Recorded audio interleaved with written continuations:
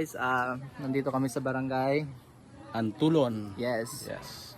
Mag-i-install kami ng Starlink and piso Wi-Fi. Yes. Yes, abangan nyo guys. I-try namin yung piso Wi-Fi dito po sa loob. Tara guys. Pababaan ka kung naog nito. Dungog ka sa nadyanta.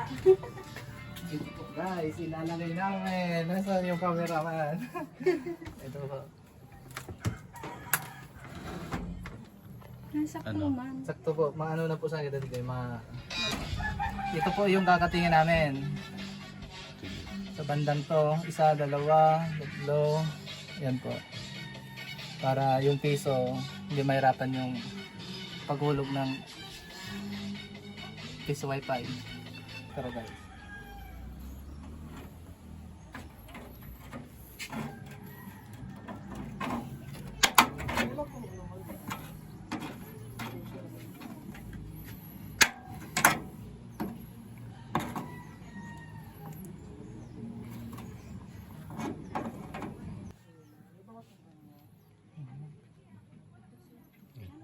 Sir, dyan na po talaga.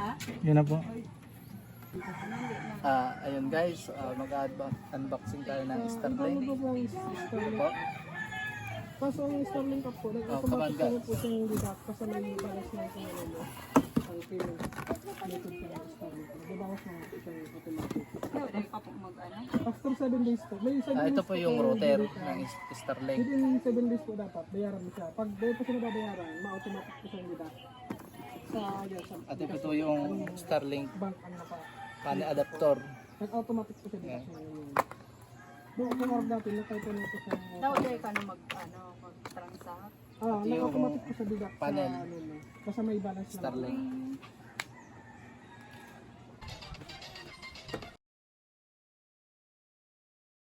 So, hello guys. So, disclaimer lang po, hindi po ako isang expert.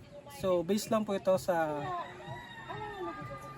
setup na ano namin, sa mga nakalap na information about sa Starlink.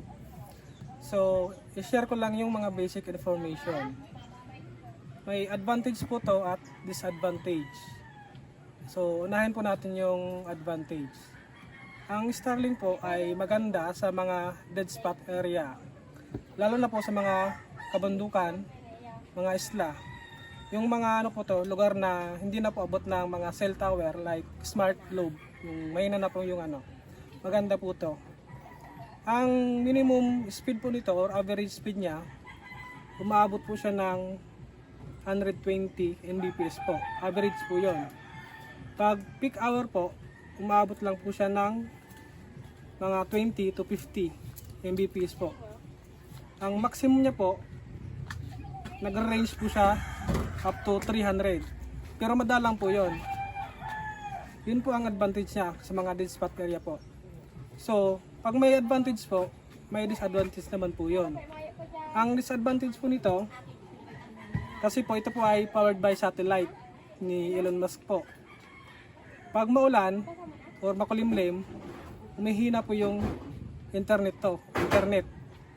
Lalo na po pag pag malakas po yung ulan, nawawala po talaga yung internet nito. So dahil po wireless ang ating Starlink, asahan po natin na hindi po stable ito sa mga online games po kasi nag-fluctuate po yung latency po nito. Yun lang ang niya, yung disadvantage pag maulan. Nahina po yung internet. So, yun lang guys. Ispita po lang yan eh.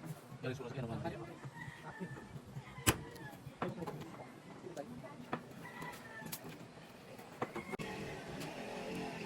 Pero ano lang, yung hinirap na ito gamit.